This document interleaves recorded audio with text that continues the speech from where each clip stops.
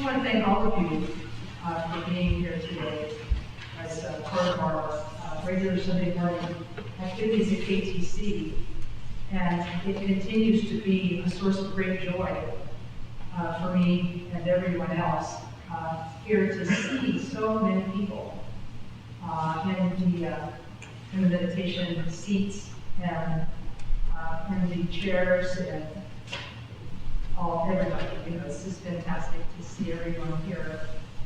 Finally, we are embodied as a community in this village. It feels great. Today, I wanted to talk a little bit about how difficult it's been these last few weeks for everyone. There's a lot of news that is very disturbing on the TV and on the internet, and there's a lot of difficulties that we're facing in the international news, the war going on in Europe. And we have a lot of fear and concern that's very natural. Human beings wish to have peace and happiness, and yet we haven't been able to manage that in the last few months. There's always been war, there's always been difficulty, there's always been some kind of problem caused. I mean, as far back in history as we can go, humans have been causing each other pain and suffering. So we might feel a little discouraged. So today I decided that I I try to bring a little bit of help, and no, I'm not going to be reading all these books. I just have them here to refer to in case I forget a quotation or lack something that I need. If nothing else, they'll be my encouragement. We'll recite the Refuge Prayer a couple of times in English, and then I'll chant through it once in Tibetan. You can join in if you know it. But what's most important is not the words necessarily that we say. What's important is the intention that we have in our heart, because we're bringing our sincerity here. We're bringing our sincere wish to be better. We're bringing our sincere wish to be together and better, and hope to take that out into the world when we're done. And in the Buddhist tradition, we see the Buddha as the teacher, the Dharma as the path, and the Sangha, they're calling it here assembly, which is nice. We have the support as we're on the path. We have the support of what we call 3 jewels of refuge. So we'll start with the words in the Buddha. In the Buddha, the Dharma, and the assembly most excellent, I take refuge until I reach enlightenment. By the merit of generosity and other good deeds, may I achieve enlightenment for the sake of all beings. Again, in the Buddha, the Dharma, and the assembly most excellent, I take refuge until I reach enlightenment. By the merit of generosity and other good deeds, may I achieve enlightenment for the sake of all beings.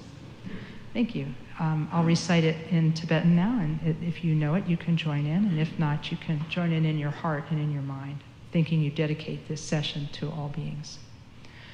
O sanje chudan soji chonamla jangchu pardu dani kyapsuji daji chinso jibe sunamki drola pinshir sanje druparsho. Okay, we'll sit quietly for just about a minute.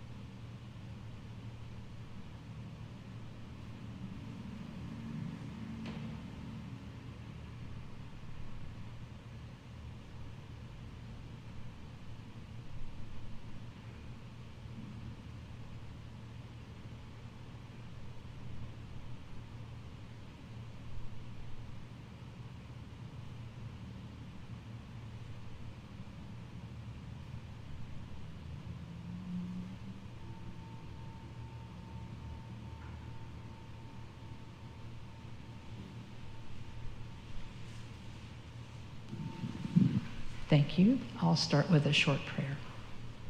Oi Paulin Sawe Lama Rinpoche Dagi Chior Pede Den Shula Kajin Jembo Gone Jesunte Kusum Tugging a Drup Sal to Soul.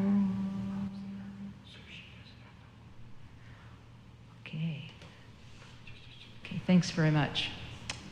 So when I was thinking about the talk I wanted to give today, I thought of a cheesy movie. And I mean, what would the world be without cheesy movies? And the good thing about being my age is that we get to know and be familiar with many cheesy movies. And there's a melodrama from 1969 that had a remarkable theme to it. And I said, well, that's going to be my theme today. And it was Goodbye, Mr. Chips. We don't have to worry too much about the plot, except that it has to do with a very stuffy British school teacher who marries a music hall star, and then there's chaos at the school. But of course, as is often the case, the strong female character brings harmony to the world. So I guess it's got a good theme. I kind of like it. So one of the musical moments comes with the recitation and singing of the school hymn, and I just love the words and the meaning. The theme is a theme of a day: sunrise, noon, and evening, and the construction of the song is pretty much the same. And it says, we'll start with the morning. In the morning of my life, I shall look to the sunrise. And if you know this song, don't sing it yet. At a moment in my life when the world is new, and the blessing I shall ask as that God, shall grant me to be brave and strong and true, and to fill the world with love my whole life through. Okay, so it's a little cheesy, but I just love the sentiment. To fill the world with love my whole life through. It's just, the movie's a tearjerker, of course, but what it does is it touches a place in us that's soft. It touches a place in us that's human. And that's why movies and plays and books can make us cry. His Eminence Tai Situ Rinpoche, one of the highest meditation masters of our tradition, gave us a visit one time when we were in retreat, and he talked to us about the impact of art in life. And he said, art touches us, and the very fact that art and all artistic expression touches us, the fact that it can touch something deep inside of us, is evidence that we have a soft heart, a beautiful heart, a loving heart, a compassionate heart. He says it's proof, if we can be touched by anything, he says it's proof that we have what is called Buddha nature. We have the capacity for love. We have the capacity for kindness. We have the capacity for compassion. We've got it. It's natural within us. And these things remind us of it. So I thought I would start with a little bit of a touching poem, and then turn my attention to, and all of our attention to, the situation in the world we're finding it right now. A lot of conflict everywhere you look. Of course, some people are saying it's post-pandemic grief because of the 2 years we spent in isolation because of the pandemic. It's just the grieving of those 2 years of life that we lost, that people's tempers are flaring, and that people who have previously been incredibly patient and kind suddenly become angry and unhappy and aggressive even. It's some people saying it's because of grief, some people say it's because of fear, whatever the reason is. It's caused us to have war and to make war on one another, here, there, everywhere. And I decided to look at the writings of the Zen master, Thich Nhat Hanh, to help me understand, because he was an anti-war activist in Vietnam in his day. In the 60s, right about when that cheesy song was written. And he said, we often think of peace as an absence of war. And we think that if powerful countries would just reduce their arsenal of weapons, then we could have peace. But if we look deeply into the weapons themselves, we see our own minds. We see our own prejudices, our own fears, our own ignorance. Even if we transport all of the bombs to the moon, the roots of war and the roots of bombs are still there in our hearts and minds. And sooner or later, we will make new bombs. To work for peace is to uproot war from ourselves, and from the hearts of men and women. To prepare for war, to give millions of men and women the opportunity to practice killing night and day in their hearts, is to plant millions of seeds of violence, anger, frustration, and fear that will be passed on for generations. So what he's saying here is that even if we were to put all the weapons away, we would probably make new ones because of our fear and prejudice. And I think Thich Nhat Hanh did see deeply, and he invited all of us to see deeply, to look below the surface. Because sometimes if we look only at the surface, then we see things that irritate what the Buddha called our ego fixation. We all have a self-concept. It's kind of like our currency. It's how we interact with the world. I have a sense of who I am. That person has a sense of who they are, and so on. We all have a sense of who we are. But the problem is we don't look deeply into that sense of self to see what it really is. We don't look deeply into it to see our own fear, our own prejudice. We don't look. We just don't look. And then suddenly, when we least expect it, I will make myself as the example of this. I kind of think I'm a nice person. Kind of. But in the right circumstance, with the right situation, if somebody says something to me that I don't like, I will instantly react. And I'll say something really mean and cutting. And it's like, where did that come from? Was that me? And the answer is, unfortunately, yes. And so even though I think I'm a pretty nice person, I will do this, and we all do this. And we regret it later afterwards. We say, oh, I probably could have done that better. And this is just how it is. Because we have a self-concept, that self-concept can be, shall we say, triggered. The Tibetans have a word for this. They call it Shenpa, S-H-E-N-P-A, Shenpa. It actually literally means to be hooked by something. To be hooked by something. And so I have an idea of who I think I am, and that's like a hook. And then somebody else has an idea of who they think they are, and that's another hook, and then they meet. And then there's a problem.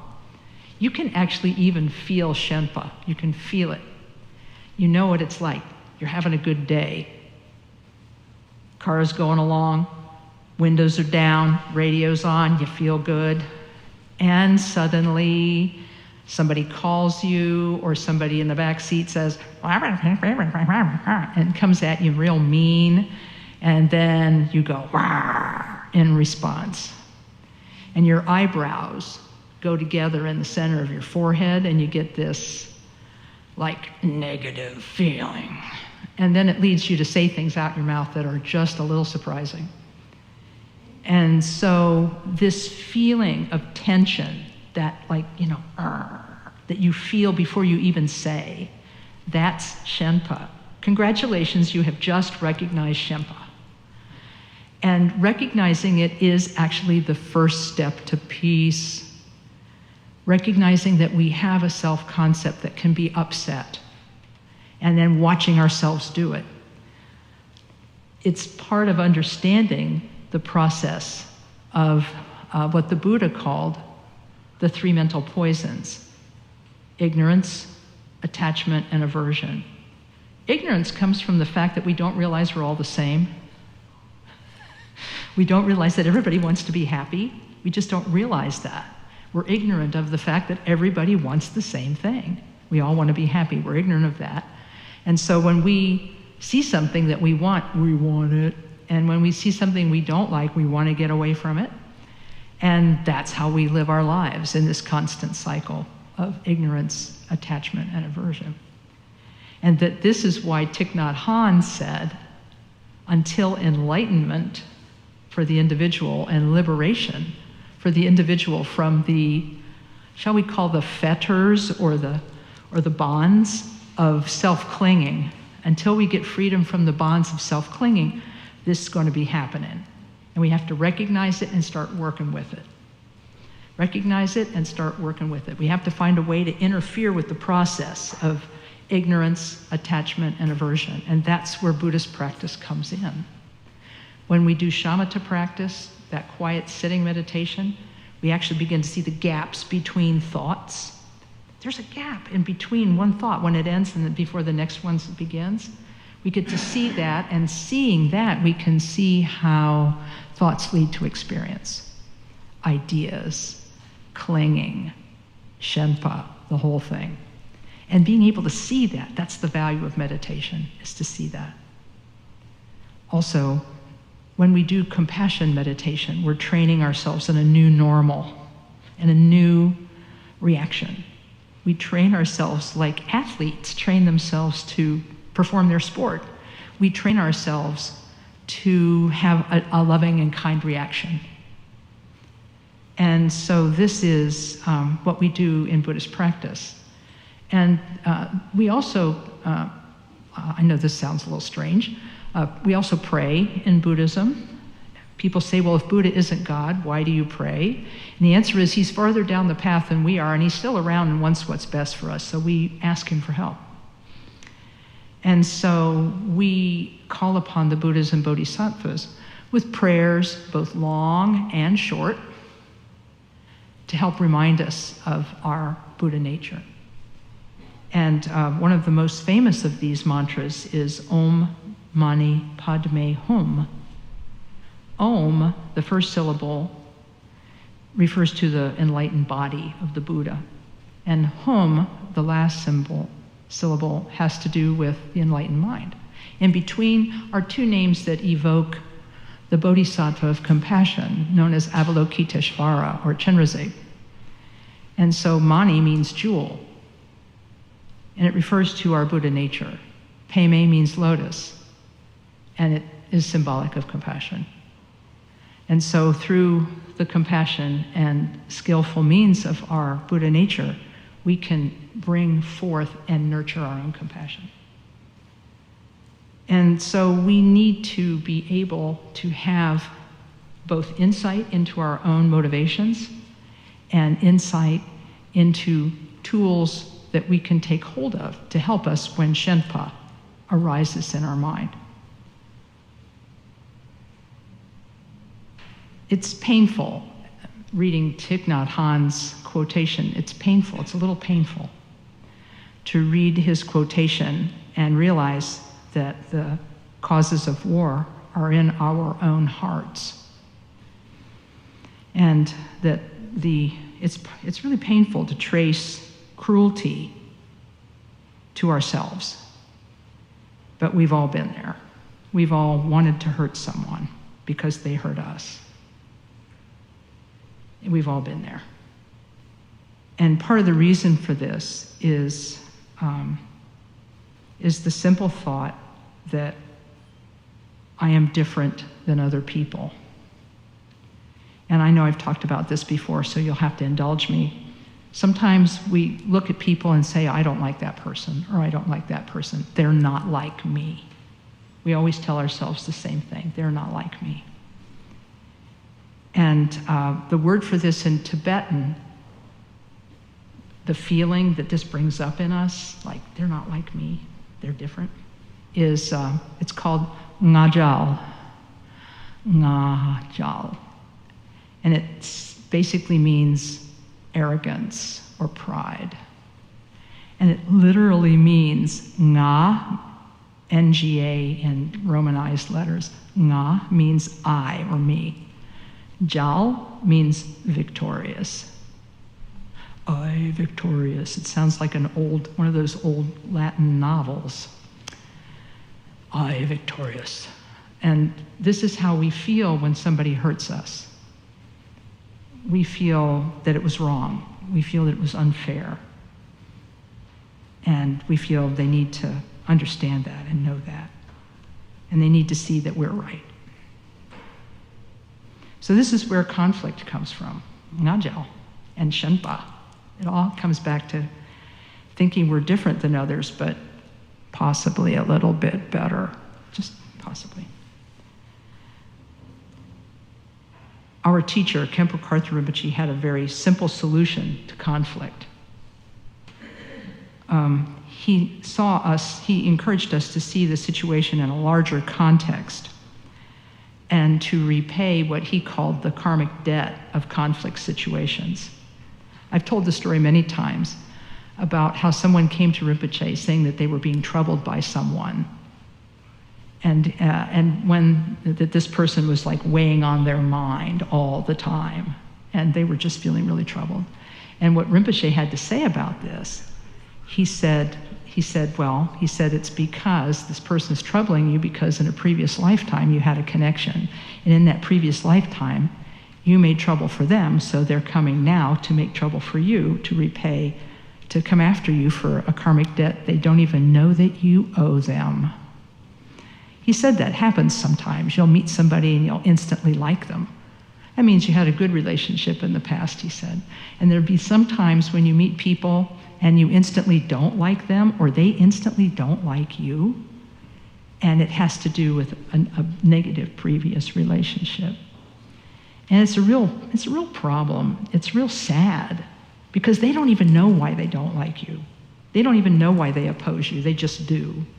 And it happens with us sometimes too. Sometimes I'm that person, or I just don't like somebody, and part of that not liking them is I don't want them to win. If we're having an argument, I don't want them to win. You know why? Ngajal, I victorious. So Khenpo Rinpoche's solution to this kind of conflict was to see the situation as though from the sky, right? To see the situation and to do what we can to repay that karmic debt. So what he told us, this gentleman, to do, he said, close your eyes and imagine that the person you're in conflict with is in front of you. You pray to the Buddha. Don't pray to the Buddha, protect me from this person. Say to the Buddha, protect that person and protect me.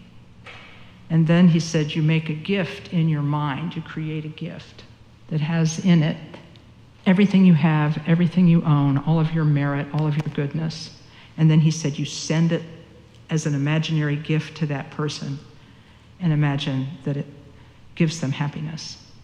And then you dedicate the goodness of this imaginary gift to the resolution of conflict by all sentient beings.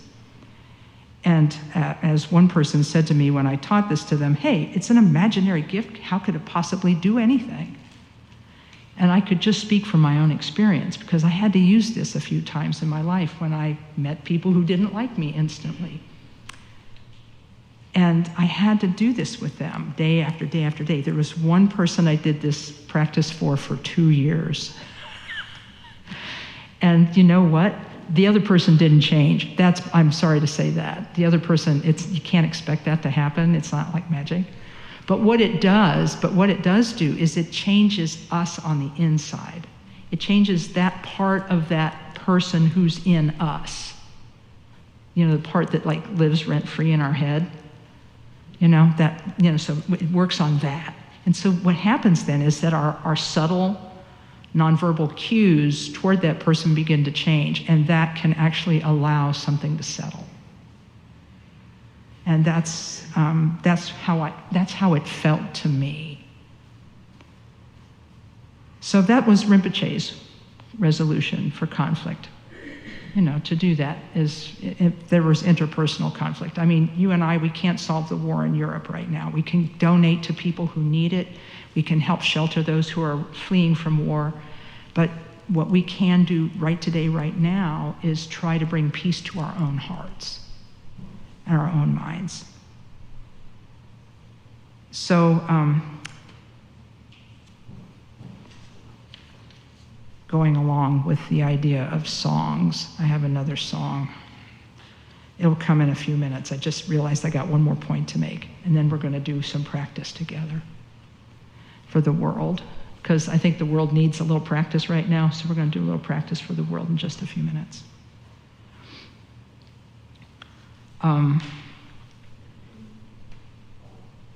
The reason Khenpo Karthar Rinpoche's method was so powerful for me, I think, was it because it showed me Shenpa.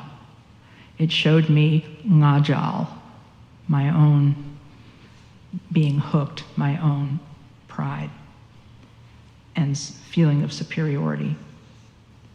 It showed me that in a way that I could do something about. I could counteract it by being giving instead of harsh, because the more I think of a person with harshness, the more I feel justified at doing that. So I thank Khenpo Rinpoche for that. But there are other responses to the difficulties and conflicts in the world. Back in the 13th, 14th century in Tibet, the Tibetan saint Tantong Gyalpo, he responded to conflict and epidemic and trouble in his community by writing a meditation practice that he called the benefit of beings as vast as space. The world is filled with beings everywhere. I mean, you lift a rock and there's beings, sentient beings under there that feel pain and feel fear. And so the benefit of all beings as vast as space was a meditation that he created based on a vision that he had of the Bodhisattva of compassion, Chenrezig, in which he received and everyone received the blessing of Chenrezig. And they shone with light. And every single creature everywhere in the universe, and that's a lot. Talk about a cast of thousands. It's a cast of billions.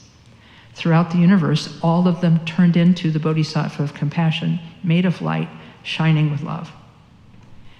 So he was asked to come and help with an epidemic at one of the monasteries, and that's what he did.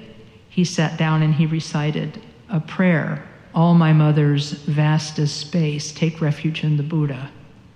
All my mothers as vast as space," because you see, everybody used to be our mom in a previous lifetime, or we were their mom or their brother or sister. All my mothers, vast as space, turn to take refuge in the Dharma. All my mothers, vast as space, turn to the Sangha and take refuge in them. And all my mothers, vast as space, turn to your own Buddha nature and take refuge in that. And then he sat down and visualized the entire world transformed into a pure realm, and all the beings in it transformed into Chenrezig. The good people, the bad people, the every people. He turned them into Chenrezig. And in that way he recited Om Mani Padme Hum. And it helped to lift the spirits of everyone that was present there, and actually the epidemic ceased after that. Now, I'm not saying that our results will be similar. Your mileage may vary, but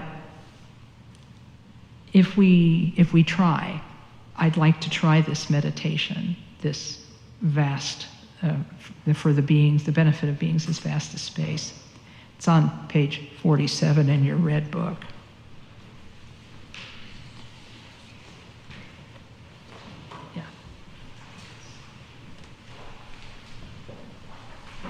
And by the way, these red books came to us after the fire, courtesy of the Athens, Ohio KTC.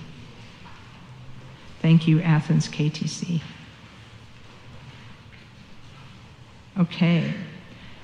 The picture that you see on Does anybody not have it? Does anybody need one? Because we do have, I think we have a few. Need one over here? You've got one? Okay, anybody not have one? No, not have page 47? Oh, you don't? Okay, I'll tell you what, I'll trade you. Hand me that one and I'll hand you this one, because I know where this one is. I think they may have just shuffled the pages. That's all right, no worries. No worries, we're good. Sometimes when the pages fall out, they put them back in different. Sometimes when the pages fall out, they put them back in different. It's just a little challenge is all. I've been there. I've been there, done that. Bought the t-shirt. Okay, here we go. So, okay. So the picture of Chenrezig in the front, I see you need one, don't you, Will? Oh, you got one? Okay, awesome. Okay, see, I couldn't see your hands there. Sorry about that.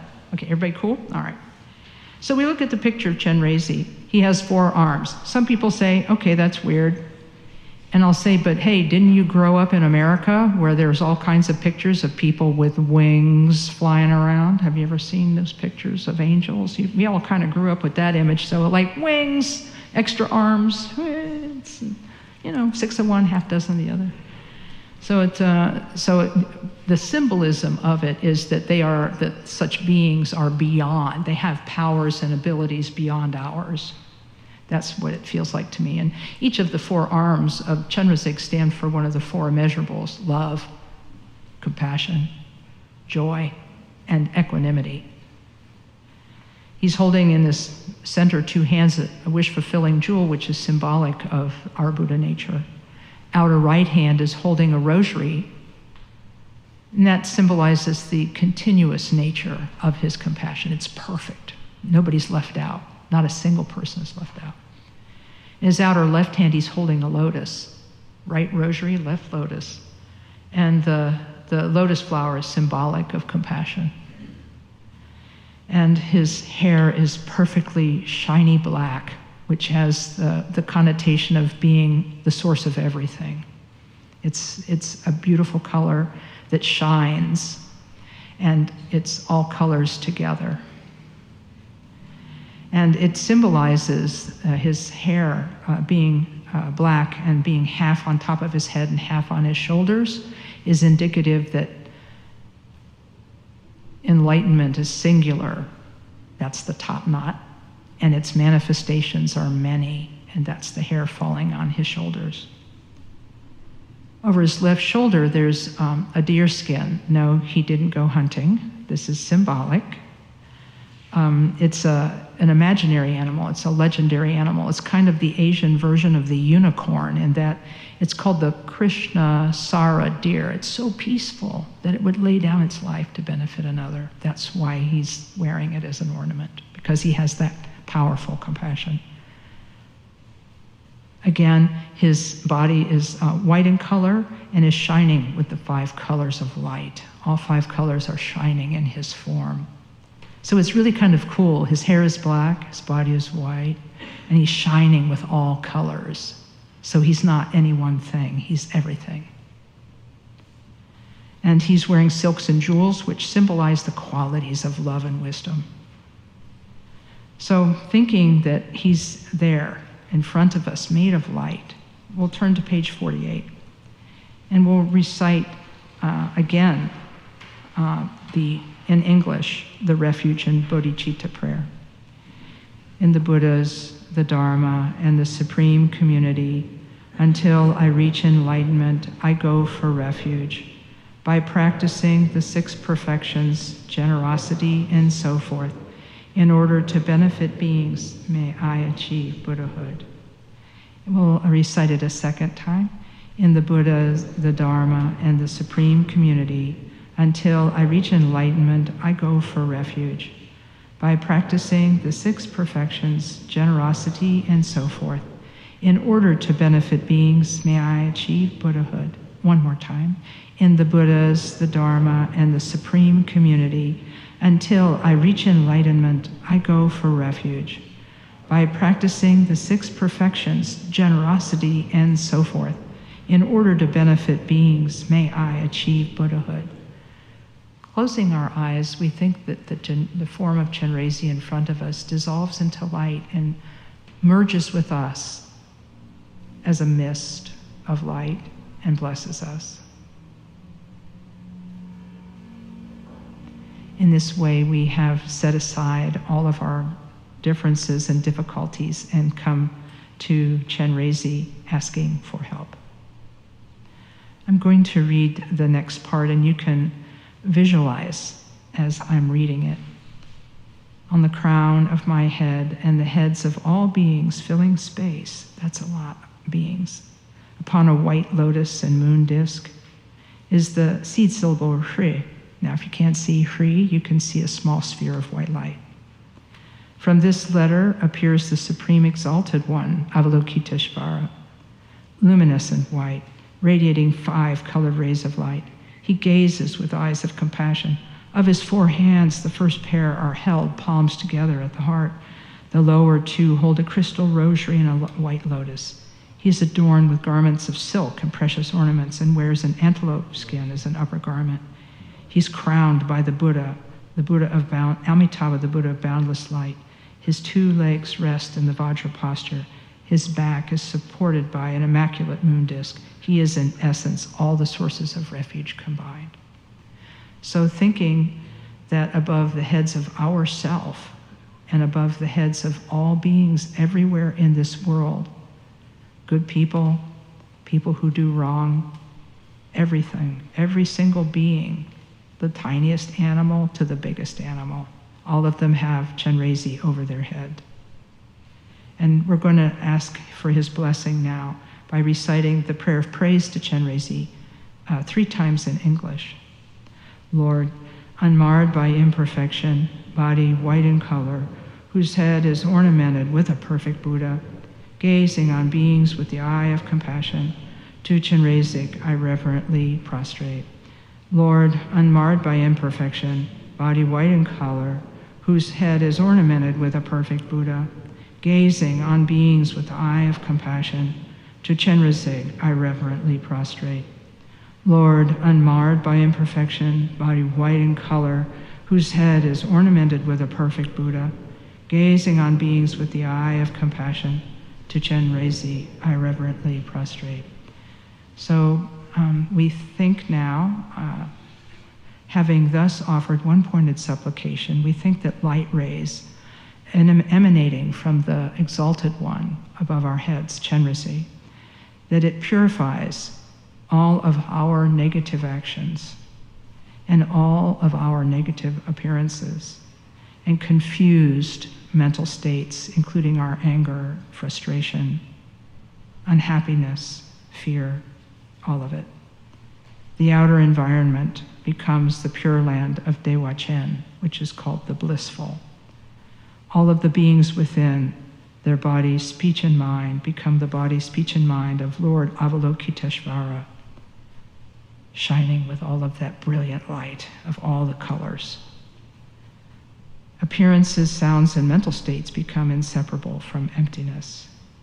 In other words, we see the impermanent nature of all things, and our hearts are calmed by the knowledge that things are always changing, things are always moving, and that love conquers all.